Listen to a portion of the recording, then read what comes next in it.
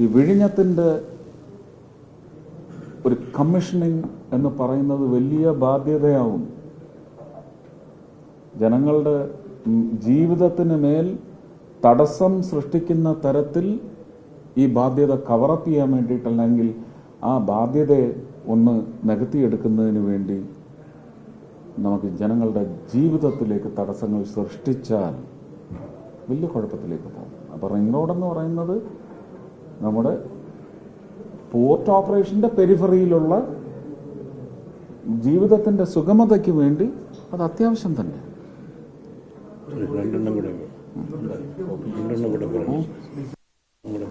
ഈ വാട്ടറില്ലേ, വെള്ളത്തിൻ്റെ വെള്ളയിലേക്കുള്ള വാട്ടർ സോഴ്സും പിന്നെ മറ്റേ പമ്പിൻ്റെ ഈ വെള്ളം എന്താ ചോദിക്കുന്നത്? എന്താ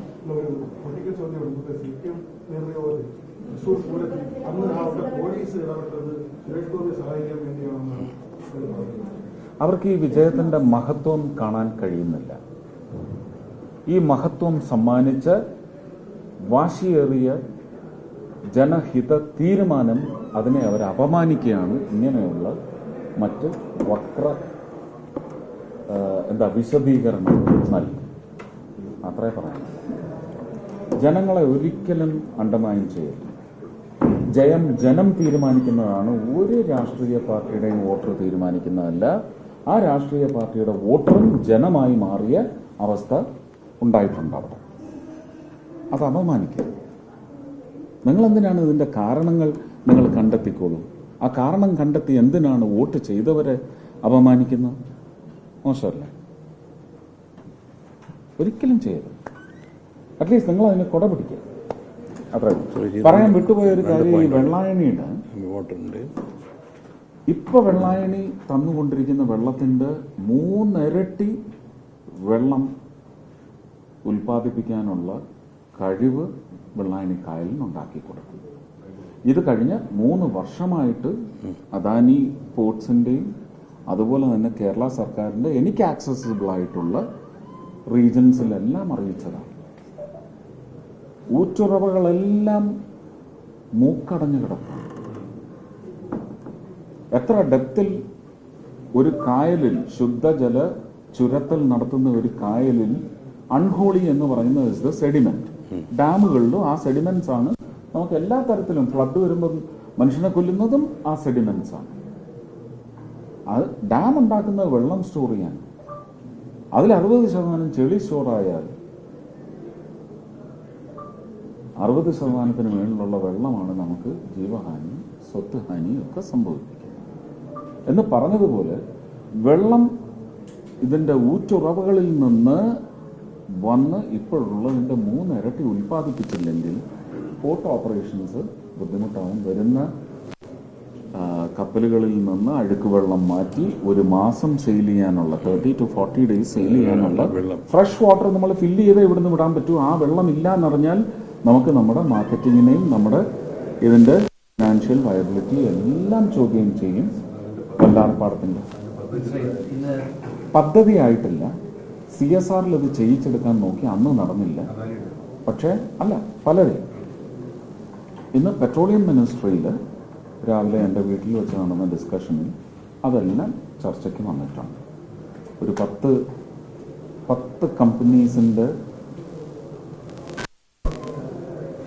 60-70 കോടി വെച്ചുള്ളത് വന്നാൽ ബാക്കി എൻ്റെ എന്താണ് ഉപയോക്താവ്, ഗുണഭോക്താവ് അല്ല, ഉപയോഗമാണ് ശരിക്കും. ഉപയോക്താവാകുന്നത് വഴി ഗുണഭോക്താവ്. ഉറപ്പായിട്ടും പോർട്സ് ആയതുകൊണ്ട് അവരുടെയും കമ്പോണന്റ് വന്നു കഴിഞ്ഞ് ഇതിൻ്റെ ഡെപ്ത് റീഡിസൈൻ ചെയ്യുക. ഈ കായലിൻ്റെ പെരിഫറി കേരളത്തിൻ്റെ റവന്യൂ വകുപ്പ് ഉദ്ദേശിക്കുന്ന തരത്തിലേക്ക് ഇതിനെ വലിപ്പപ്പെടുത്തിയെടുത്താൽ ഇതിന് ചുറ്റും ഒരു റാമ്പ് വന്ന് ഒരു ജോഗേഴ്സ് പാത്ത്, ഇതിൻ്റെ പെരിഫറിയിലെല്ലാം ഫ്രൂട്ട് ട്രീസ് ഒക്കെ വന്നിട്ട് ബേർഡ് വാച്ചേഴ്സിനുള്ള സങ്കേതം ഒരുക്കുക. ബേർഡ് വാച്ചേഴ്സിനുള്ള സങ്കേതം എന്നാണ് ഞാൻ പറഞ്ഞത്. അപ്പോൾ പക്ഷിക്കൂട്ടങ്ങൾ വരണം.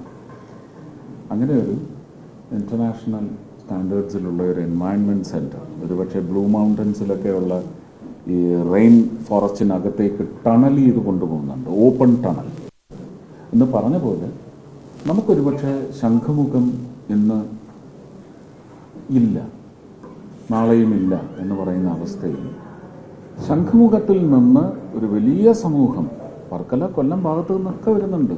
ശനി ഞായർ ദിവസങ്ങളെ അവധി ദിവസങ്ങൾ ഒരു പ്രധാനപ്പെട്ട ഏത് ഉത്സവം വന്നാലും, അത് റംസാനായാലും ബക്രീദ് ആയാലും ക്രിസ്മസ് ആയാലും വിഷു ആയാലും ഇതൊരു പ്രധാന വേദിയാണ്. അത് ഇല്ല എന്ന് പറയുന്ന അവസ്ഥയിൽ ഒരു ഓപ്ഷനായിട്ട് ഒരു എൻവയൺമെന്റ് സെന്റർ അവിടെ വരാനുള്ള പദ്ധതി രാജ്യസഭയിൽ MP ആയിരിക്കുന്ന കാലം തൊട്ടേ ഉള്ളതാണ്. അപ്പം ഞാനിപ്പം ഉപയോഗപ്പെടുത്താൻ പോകുന്നത് ഇപ്പോൾ എനിക്ക് കിട്ടിയിരിക്കുന്ന ഉത്തരവാദിത്വം അതിനു വേണ്ടിയൊക്കെ ഉള്ളു. അതുപോലെ തന്നെ മുഴപ്പിലങ്ങാട് ബീച്ച് കോവളം പോലെ ഒരു ടൂറിസ്റ്റ് ഡെസ്റ്റിനേഷൻ ആക്കണം. അതിന് യോഗ്യമാണ്. നിഷേധിച്ചതാണോ, നിഷേധിക്കപ്പെട്ടതാണോ, ആ നിഷേധത്തിന് നമുക്ക് മറുപടി കൊടുക്കുവാൻ സാധിക്കുമോ എന്നൊക്കെയുള്ളത് നോക്കണം. അത് ടൂറിസം സെക്രട്ടറി അറിയിച്ചിട്ടുണ്ട്. അദ്ദേഹം അതിൻ്റെ ഡേറ്റ കളക്ഷന് വേണ്ടി ടീമിനെ അയക്കുന്നുണ്ട്. ഗുരുവായൂർ ഭാഗത്ത്, ഏങ്ങണ്ടിയൂർ, ചാവക്കാട് ഭാഗത്തൊക്കെ ഒരുപക്ഷെ കണ്ടലായി മാറ്റാൻ പറ്റുന്ന എന്ന് പറയുമ്പോൾ നമുക്ക് ഈ CRSL നിയമങ്ങളും കാര്യങ്ങളും ഒന്നും ബാധിക്കില്ല. അവിടെയെല്ലാം നാച്ചുറൽ വുഡൻ സ്ട്രക്ചേഴ്സ് വെച്ച് കോട്ടേജസ് ഉണ്ടാക്കി ആയുഷുമായി ബന്ധപ്പെട്ട് ആയുഷ് ടൂറിസം. ഇപ്പൊ തെങ്ങിൻ വരമ്പുകളുണ്ട്, ചതുപ്പ് ചാലുകളുമുണ്ട്. അവിടെ കണ്ടലല്ലാതെ ഒന്നും വളരത്തില്ല. അവിടെ ആ സ്ഥലത്തിനുള്ള ചുങ്കം അടയ്ക്കുന്നതിന് അതിൻ്റെ ഉടമകളെല്ലാം ചിലപ്പം ഒരുപാട് അധ്വാനിക്കുന്നുണ്ട്. പക്ഷെ അതിനകത്തുനിന്ന് ഒരു ഗുണവും അവർ കൊയ്യുന്നില്ല. അത് നമുക്ക് കണ്ടു.